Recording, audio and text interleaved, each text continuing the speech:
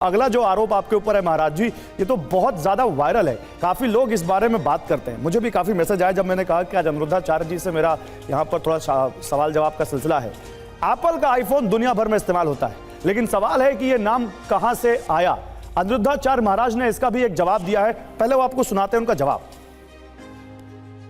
संत हुए हैं हमारे भारत में बड़े दिव्य, नीम करोली वाले बाबा जी। उनके पास एक शिष्य आया अमेरिका का। उसने बोला, गुरुजी हम कोई फैक्ट्री डालना चाहते हैं, बताओ क्या उसका नाम हो और क्या। तो महाराज जी के पास वहां एक एप्पल रखा हुआ था, सेब। तो महाराज जी ने सेब को खाया और खा के चेले को पकड़ा दिया, ये रहा तेरी फैक्ट्री का सैंपल।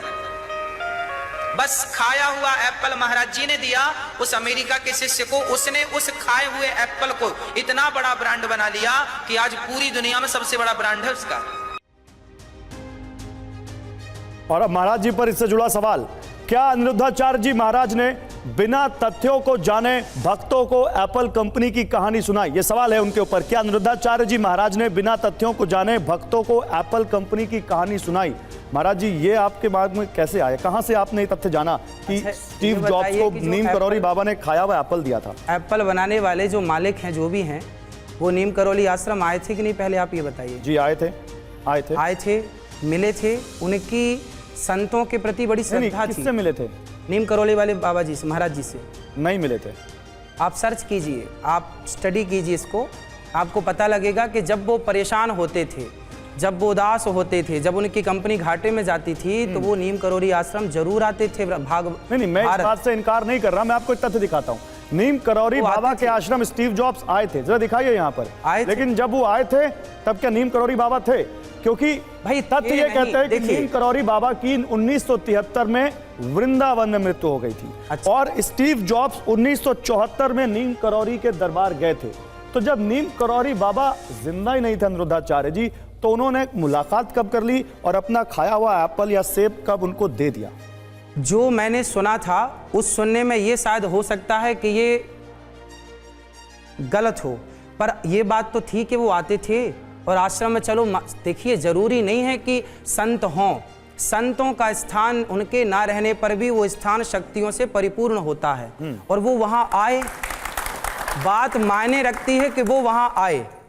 संत जी से भेंट हुई नहीं हुई वो अलग मुद्दा हो सकता है। वो मैंने जो सुना था, सुनाने वाले ने मेरे को गलत सुना दिया हो। तो मुझे मेरे एक जानने वाले ने ये सवाल पूछा है कि आपको ये तथ्य कौन बनाकर देता है? क्या आपको लगता है कि आपको गलत तथ्य दिए जा रहे हैं? देखिए, या आप कहां से प्रेरणा, ये तथ्य कहां से लाते हैं आप? हो सकता है कि बात सुनी, ये इतना तो सत्य है कि वो आते थे आश्रम, आप भी मान रहे हैं जी। अब इसके बाद वो मिलना हुआ नहीं मिलना हुआ, वो बात किसी ने बताई, हमने सुनी। शायद हमें उद्देश्य ये नहीं था कि उन्होंने एप्पल खा के दिया, उद्देश्य ये था, समाज को समझाना ये था कि दुनिया के सबसे बड़े ब्रांड का व्यक्ति, दुनिया का सबसे अमीर व्यक्ति भी संतों के चरणों में आकर बैठ करके संतों से सीख लेता है। तो आप भी अपने बच्चों को संतों के पास भेजा करो, ये उद्देश्य है, समझाना। ये एक बात कहना चाहता हूँ, ये अच्छी बात है, इस बात में पॉजिटिविटी है कि इन्होंने इस बात को माना कि इन्होंने कहीं से कुछ ज्ञान गलत ले लिया और वो गलत ज्ञान था, तो वो उस बात को मानते हैं। और मैं चाहता हूँ एक बार इनके लिए इसलिए जोरदार तालियां होनी चाहिए अनिरुद्धाचार्य महाराज जी के लिए। लेकिन ये वो तथ्य मान रहे हैं कि ये गलत तथ्य था, और आप आगे से जब भी ऐसे तथ्य रखेंगे तो उनको चेक जरूर करेंगे अनिरुद्धाचार्य जी। बिल्कुल, आपकी बात से हम सहमत हैं। परंतु हमारा उद्देश्य कहने का सिर्फ इतना है कि संतों से जो आजकल के बच्चे दूर हो रहे हैं, इसी से वो संस्कारहीन हो रहे हैं। यदि वो संतों से जुड़ते तो संस्कार जरूर पाते। ठीक है, एक आपके सामने एक और यहाँ पर इल्जाम चलेगा, इल्जाम है आपके ऊपर। अच्छा, एक महिला कुछ पूछना चाहती है, एक मिनट, मैं चाहता हूँ उनका नाम जरूर। आप भी कुछ पूछना चाहते हैं? महाराज जी आपकी फैन फॉलोइंग बहुत तगड़ी है, हमारे स्टूडियो में भी लोग लगातार आपसे पूछना चाहते हैं। जी बोलिए। सर, मैं ये पूछना चाहती हूँ कि सारे संत नीम करोली बाबा जैसे नहीं हो सकते। आपने बोला ना कि संतों से जुड़ना चाहिए, हाँ। पर आप इस बात से अग्री करते हो कि सारे संत नीम करोली बाबा के जितने हम उनको नहीं, हर कोई उतने प्योर नहीं हो तो सकता। हर आदमी वो एप्पल वाले मालिक भी तो नहीं हो सकते। क्या बात है जी, बोलिए क्या कह रहे हैं आप? आगे बताइए।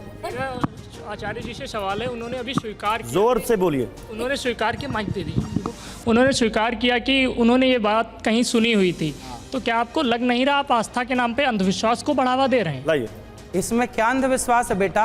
आखिर वो आदमी पहुंचा तो ना आश्रम में, इसमें अंधविश्वास क्या है? हम आपसे कह रहे हैं कि बेटा माँ बाप की सेवा करो, हम कह रहे हैं कि अपने माँ के पाँव दबाया करो, तंबाकू ना खाया करो, सिगरेट ना पिया करो, शराब ना पिया करो, तो क्या ये बताना अंधविश्वास है?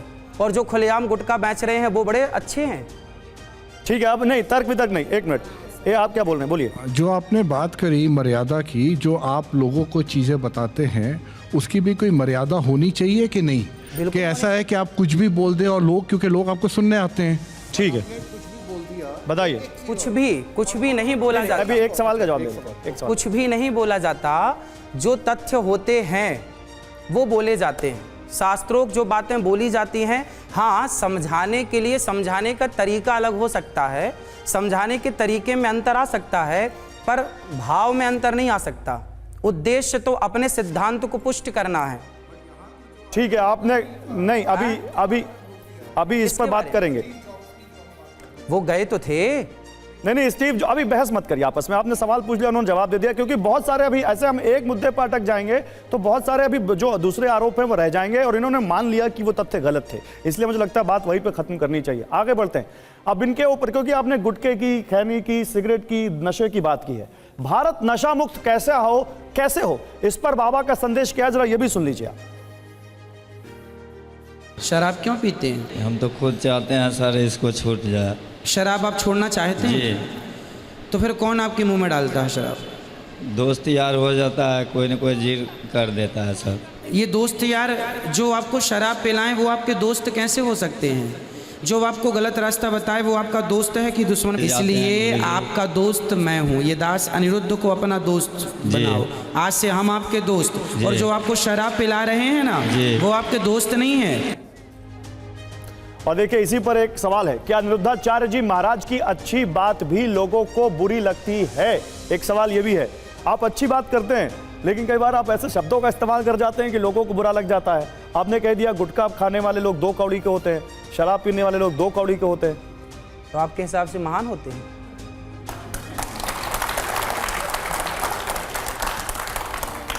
बताइए। अगर कोई शराब पीता है तो आपके हिसाब से उसको इस समाज में जीने का हक नहीं है? नहीं, हमने कब कहा कि मार दो उसे? हमने थोड़ी कहा कि मार डालो उसे। भाई हमने कहा कि शराब पीना, यदि शराब पीना सही है तो आप भी अपने बेटे को शराब पिलाइए। शराब पीना गलत है इसलिए ना बोला जाता, हर बाप बोलता बेटा शराब गलत है। आप में से कितने लोग चाहते हैं कि अपने आपके बेटों को आपके बेटा शराब ना पीना? कितने लोग चाहते हैं? सब चाहते हैं। तो शराब पीना गलत है, आम पब्लिक चाहती है कि मेरा बेटा शराब ना पिए। आप एक सवाल ये तो पूछ लीजिए, आप इतने से कितने लोग शराब पीते हैं? वो पीते हैं नहीं पीते वो अलग विषय है, लेकिन हर पिता, हर माँ हर स्त्री चाहती है कि मेरा पति शराब ना पिए।